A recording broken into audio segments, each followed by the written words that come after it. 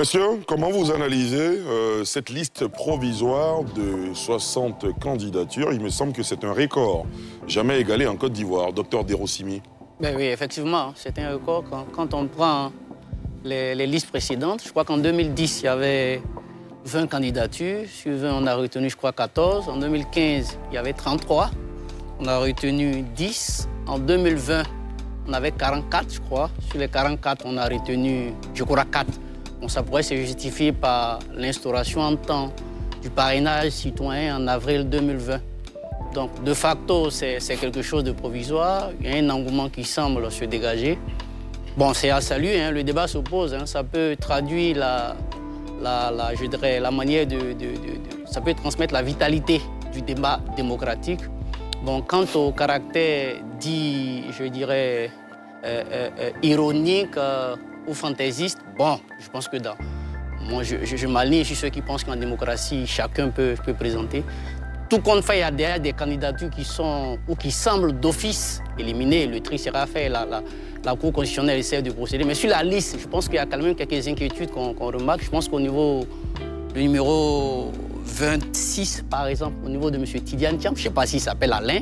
Voilà, c'est mis Alain. Au niveau de Mme Simone, je crois, sur le numéro 30, on a mis Simone Eivé, épouse Laurent Gbagbo. Je ne suis pas expert en droit matrimonial, mais je ne sais pas si quand une femme divorce avec son époux, elle a toujours le nom. Et il y a aussi la date de naissance de Laurent Gbagbo. C'est mis 1er janvier 1945, je crois, au lieu de 31 mai.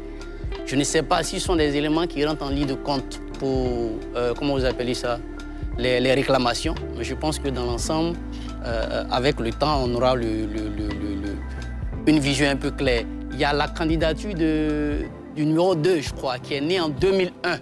Voilà. Déjà, il n'est pas en phase avec l'article 55 qui demande à ce qu'on ait 35 ans. Il y a aussi, je crois, Jean-François Kouassi, voilà, qui est né en 93, qui est sur la liste, je crois, à la 11e position. Donc le toilettage se fera progressivement, même si ce qui, moi, m'intrigue, c'est en amont. C'est-à-dire la démarche qui a été menée au niveau du dépôt des candidatures. On a l'impression qu'au niveau de la CEI qui a transmis, il y a eu un peu de traitement de faveur au niveau de la réception. Ben voilà, lorsque certains partis politiques partaient déposer leurs dossiers, il y avait tout un arsenal de restrictions qui a été posé quand ces restrictions-là ont été levées. Voilà. Au niveau de l'accès à la Cour, on a vu M. Cuibert apparaître lors de la déclaration de candidature du président Alassane Ouattara. Bon, juridiquement, il y a un petit problème. Hein. C'est vrai que depuis 2000, on a voulu dissocier le président du parti du président de la République avec l'article 54 de la Constitution. C'est cela. On a institué l'incompatibilité des deux postes. Mais avec la Constitution de 2016, je pense en son article 64, ça a été supprimé. Donc aujourd'hui en Côte d'Ivoire, le président de la République peut être président du parti. Mais ce n'est pas une raison pour que le candidat, bien qu'étant président, ait un traitement de faveur. Quand M. Alassane Ouattara arrive à la CEI, tout en ne cessant pas d'être président, mais c'est le candidat qui va. Donc il aurait été vraiment intéressant qu'il ait le même traitement. Donc je pense que c'est des éléments qui semblent anodins, mais qui peuvent déteindre quand même sur le caractère jugé impartial de l'appareil en charge du processus électoral. Voilà, c'est ce que je peux dire pour le moment.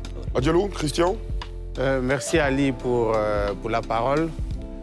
Une candidature est avant tout un acte juridique par lequel une personne se propose ou est proposée en vue de concourir au suffrage pour un poste ou un mandat électif. De cette définition-là, il ressort deux éléments essentiels. On a l'autocandidature et l'hétérocandidature. L'autocandidature, c'est lorsque le candidat lui-même se propose. Et l'hétérocandidature, c'est lorsqu'il est porté par un groupement politique ou une association. Or, notre constitution, les lois électorales en Côte d'Ivoire permettent ces deux types de systèmes, ce qui naturellement entraîne un foisonnement de candidatures. Donc, il va falloir se poser les bonnes questions sur le système électoral en Côte d'Ivoire, puisque lorsqu'on a introduit le parrainage, je pense que c'était dans le but, dit-on, d'éliminer certaines candidatures fantaisistes. À ce que je sache, là, nous avons plus de 60 candidatures. Est-ce que la commission électorale indépendante a fait une application stricto sensu de la loi ou lacto sensu de la loi? Je constate ici que la commission électorale indépendante a fait une application stricto sensu de la loi. Elle s'est ici basée sur la lettre de la loi, c'est-à-dire en ne recevant... En l'occurrence? Oui, c'est ça, en ne recevant que les candidatures et en transmettant. Laissant donc la possibilité au juge constitutionnel de faire une application stricto sensu et à la fois lacto sensu, puisqu'il appartiendra ici au juge constitutionnel de faire le tri des candidatures dans la forme avant de se pencher sur le fond.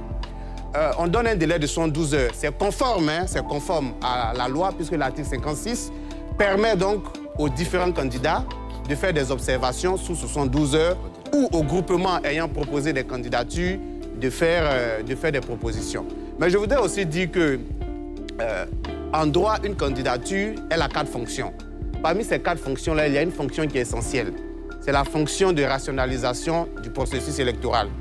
Ici, le candidat est confronté au juge constitutionnel, puisque lorsqu'il pose sa candidature, il appartiendra donc au juge constitutionnel de juger de la capacité de ce dernier à être d'abord électeur, mais également être candidat. Donc, lorsque le Conseil constitutionnel nous propose la liste des 60 candidatures, c'est donc à bon droit qu'elle nous interpelle pour dire qu'elle s'apprête donc à faire son travail. C'est cela. Voilà. André Sylvain Conan? Alors, moi, j'aimerais préciser que ce sont des dossiers de candidature et non des candidatures. C'est ça. Et c'est pourquoi, justement, on parle de... Liste provisoire. Liste provisoire. Voilà. Donc, tout le monde aurait pu aller déposer des dossiers partiels ou complets ou incomplets à la CEI, quitte à ce que ce dossier soit validé par le Conseil constitutionnel ou non. Donc, pour l'instant, on est à 60 dossiers de candidature et non de candidature. C'est le chiffre le plus important, effectivement, puisque même en remontant plus loin, en 2000, on était à 19 dossiers de candidature et 5 seulement, sauf erreur de ma part, avaient été retenus. Et donc, je crois que jusque-là, le plus grand nombre de candidats, c'est en 2010, avec, je crois, 14 candidats validés sur les 20 qui avaient été réceptionnés par la CEI. Contrairement à ce que j'ai lu sur les réseaux sociaux, les erreurs qui ont été constatées donc, sur la liste provisoire ne proviennent pas de la CEI. Il y avait la présidente du Conseil qui avait signé.